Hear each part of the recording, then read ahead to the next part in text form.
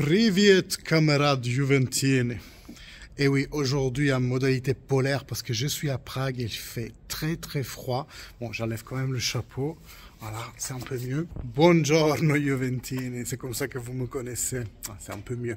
Donc, hier, pas de petite vidéo, donc on va essayer de cumuler dans celle d'aujourd'hui les petites news de hier. Celle d'aujourd'hui, je vais sûrement en oublier parce que j'ai aucun moyen d'avoir des notes pendant que je parle. Heureusement, je peux mettre pause pour réfléchir 2 secondes à ce que je dois dire. Bref, dans tous les cas, je reviendrai déjà ce soir, je serai à Paris et je pourrai éventuellement compléter avec un autre contenu. Alors déjà, avant de commencer, like, commentaire, vous savez que c'est vos interactions qui font la différence et qui vont faire montrer la vidéo à un plus ample spectre de Juventini. Abonnez-vous si c'est toujours pas fait. Vous pouvez cliquer sur le bouton s'abonner et puis la petite cloche qui vous notifiera chaque fois qu'il y a une vidéo où il y a un live. Je le rappelle, live dimanche soir pour Juventus Verona. Alors, cette pause nationale nous a fait attendre, hein. On n'a eu pas beaucoup d'arguments. On a eu tellement peu d'arguments qu'on a dû s'en inventer, non?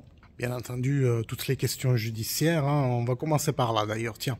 Donc hier matin, il y a eu l'audience préliminaire de l'enquête Prisma. Il n'était pas présent Agnelli, il n'était pas présent la Figici, ni les représentants légaux de Ronaldo et Dybala. Pourquoi? Parce que c'est une audience préliminaire, les gars. C'est... j'ai envie de dire, entre guillemets, pas très importante. C'est-à-dire que là, le centre de débat aurait dû être principalement le lieu, la ville où tenir le procès, puisque vous savez que la Juventus avait demandé à déplacer le lieu de l'enquête, enfin de la procédure judiciaire à Milan, qui est le siège de la bourse italienne, aussi parce qu'on sait très bien que la procure de Torino n'est pas fameuse pour aller à l'avantage de la Juventus. Et donc cette décision n'a même pas été prise. Pourquoi? Parce que tout simplement il y a eu des choses plus urgentes à traiter. C'est-à-dire qu'il y a des personnes, des actionnaires de la Juventus qui sont constitués partie civile. Vous savez que comme c'est une société cotée en bourse, les actionnaires ont leurs droits. Et donc il y en a une petite poignée qui se sont constitués partie civile, c'est-à-dire qui ont reçu des dommages suite à cette histoire. Or, j'ai essayé un peu d'investiguer entre Massimo Zampini et Frank Leonetti, j'ai posé les questions.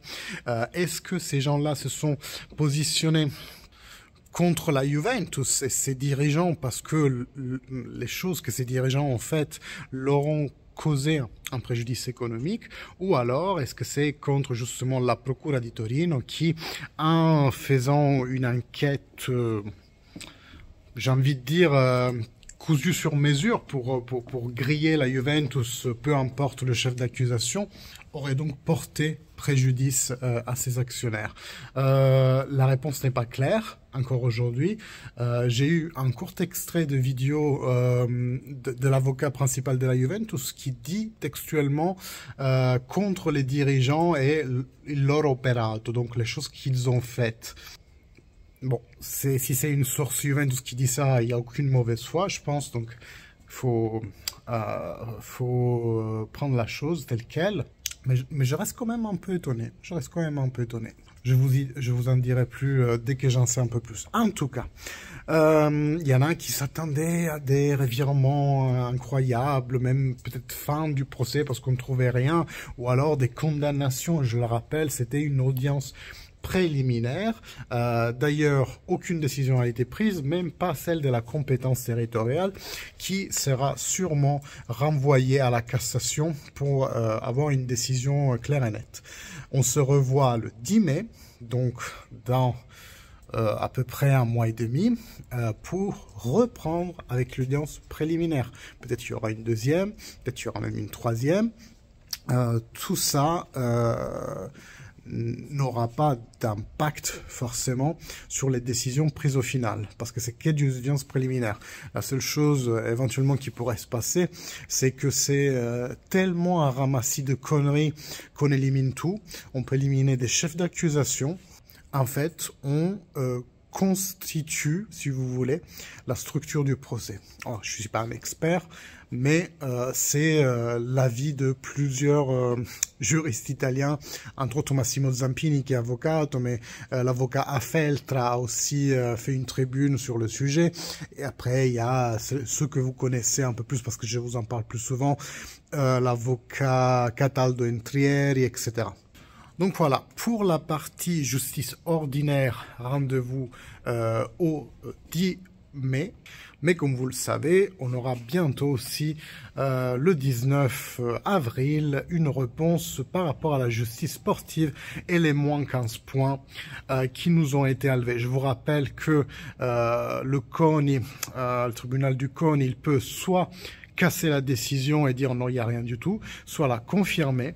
Et il y a une infime, mais je dis vraiment infime, possibilité qu'il renvoie la décision à la Cour d'appel fédérale, celle qui a donné les moins 15 points, en lui demandant une révision, donc soit un amoindrissement des points, ou alors clairement d'enlever cette pénalisation. Pourquoi j'y crois peu, et tout le monde y croit peu, parce que ça rallongerait d'autant les temps. Et si la justice sportive se doit d'être célère, plus de celle ordinaire du moins, eh bien, ça n'arrange personne, en fait, que la décision perdure au-delà de cette date du 19 avril. Pourquoi? Parce qu'il n'y a pas que la Juventus qui attend de savoir si oui ou non il y a les moins 15, il y a aussi l'Inter, la Lazio, Milan, tout ça, voilà. Le campionato est faussé, quoi qu'on en veuille dire. Pourquoi? Parce que les équipes ne savent pas, en ce moment, pour quel objectif elles sont en train de lutter. Point. Donc, rendez-vous le 19 mars. Si on ferme un peu la parenthèse judiciaire, qui c'est vraiment dommage, mais ça occupe partie de nos débats, et on se concentre sur la pelouse. Cette pause nationale a été l'occasion de voir en action certains talents de la Juventus. Vous avez vu le coup franc magistral de Nicolo Fagioli, et même s'il a pris un poteau, hein, mais rien que le fait d'imaginer cette trajectoire-là, la même trajectoire que Dybala avait marqué comme ça en Champions League, soit l'année dernière, soit il y a 2 ans. Ça te fait comprendre que rien que le fait d'y penser, à faire un truc dingue du genre, ben c'est un champion. Point, c'est un champion. Andrea Pirlo a parlé à la Gazette en disant, entre autres, si un grand club, et c'est disant aussi la Juventus, me rappelait pour revenir en Italie, je suis prêt, mais il a aussi dit, Nicolo Fagioli, je le vois comme mon potentiel remplaçant, enfin mon potentiel héritier. Alors, si Pirlo le dit, moi je suis personne pour le contester. C'est vrai qu'il a les pieds pour le faire. Après, ce qu'il a la vision de jeu, ça, on le verra un peu avec le temps. N'oublions pas son jeune âge. En tout cas, il peut jongler avec les 2 pieds, ce qui est forcément un super pouvoir quand on est dans des rôles de gestion des temps de l'équipe, parce que t'as pas besoin de réorienter ton corps pour faire une passe. Tu peux la faire directement avec le pied faible, ouais, on dirait. Mais voilà, je pense que Mancini, avec sa politique de recrutement qui appelle les Retegui après je sais pas qui, et qui n'appelle pas les Locatelli et les Nicolo Fagioli, eh bien, je crains pour les résultats. Parce que celle qui est descendue sur le terrain contre l'Angleterre, c'était la première Italie sans même pas un Juventino depuis vraiment des lustres. Passons maintenant du côté plus serbe, on va dire, avec un Dusan Vlahović qui fait vraiment bien national. Juste avant de parler de Dusan Vlahović, laissez-moi dire que Kostic rentre aujourd'hui à Turin. Il fera des examens pour son inflammation au tendon d'Achille. Moi, je vous disais sur les réseaux, à mon avis, il va sauter Vérone, parce que Vérone, c'est vraiment la plus faible équipe qu'on va rencontrer dans ce mois d'avril horrible. Donc, pas d'inquiétude pour Kostic, vraiment pas, vous inquiétez pas. En revanche, Dusan Vlahović pète la forme et il nous l'a démontré avec 3 buts en 2 matchs avec sa nationale. Alors, ça relance le débat, on l'entend souvent ce débat. Est-ce que Vlahović est nul ou alors est-ce que Allegri est nul? Autant vous dire que pour la petite partie des tifosi qui sont vraiment concentrés et focus dans leur vie sur cracher sur Massimiliano Allegri, ce que j'appelle les no-max, vraiment c'est au-delà de l'Allegri out, c'est vraiment des gens qui limite ont la cible dans leur salon et ils jouent à fléchette avec la tête de Massimiliano Allegri. Bref, pour ces gens-là, bien entendu, il n'y a pas moyen de les faire raisonner, c'est forcément tout dans leur vie, même dans leur vie, c'est la faute de Massimiliano Allegri. Bref, mais si on se pose plus sur un plan du raisonnement, on sait que chaque chose qui arrive dans ce putain de monde dans lequel on vit a forcément plusieurs causes. Première cause, donc, c'est Vlahovic lui-même, son mental, passer de la Fiorentina à la Juventus, c'est un passage facile pour personne.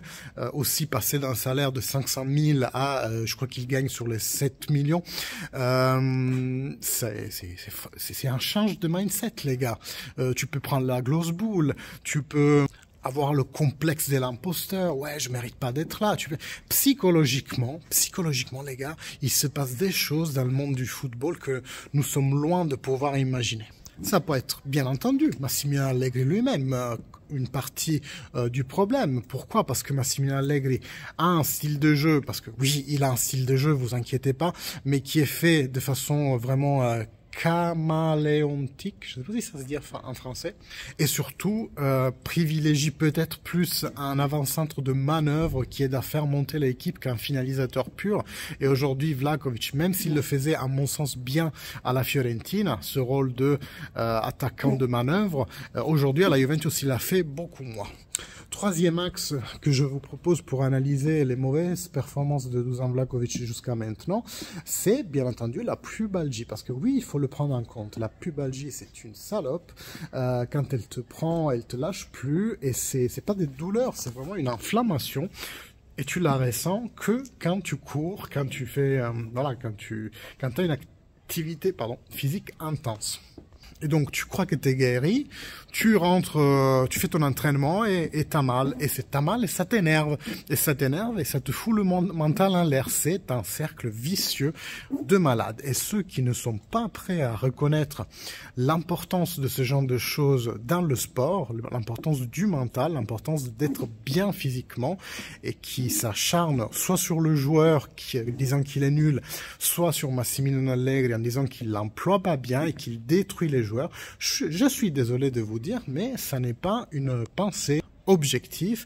Vous vous laissez peut-être emporter par le fait que vous détestez Allegri, le fait que vous aimez pas Vlahovic, mais c'est des choses qu'il faut prendre en compte. Vous avez une partie de raison dans votre discours, mais je vous invite à réfléchir sur le fait que dans la vie, il y a toujours plusieurs causes pour quelque chose qui arrive. Bref, Dusan lui-même, il s'est dit hyper motivé, il a relâché une petite interview, il veut bien faire avec la Juventus. Sirène pour lui, en termes de mercato, je me dis, est-ce que je vous donne pas le tournis en faisant le sympa sur ce petit pont qui est tout charmant? Je vais essayer de rester plus droit. Donc je disais sirène pour lui. Alors c'est toujours difficile de dire non parce que c'est un des meilleurs attaquants et le rôle de neuf, putain. Et le football galère vraiment à sortir des numéros 9 de pur, en fait. Aujourd'hui, tu as Haaland, tu peux avoir Haller, tu as Benzema, mais qui est vers la sortie. Il y a peu d'attaquants complets qui émergent aujourd'hui dans le monde du foot. Et donc oui, Dusan peut l'être, effectivement. Le Bayern cet été va rechercher un attaquant. Le Real Madrid sûrement aussi. Le Manchester United va chercher un attaquant. Donc impossible de vous dire Dusan va rester cette année. Tout va dépendre de...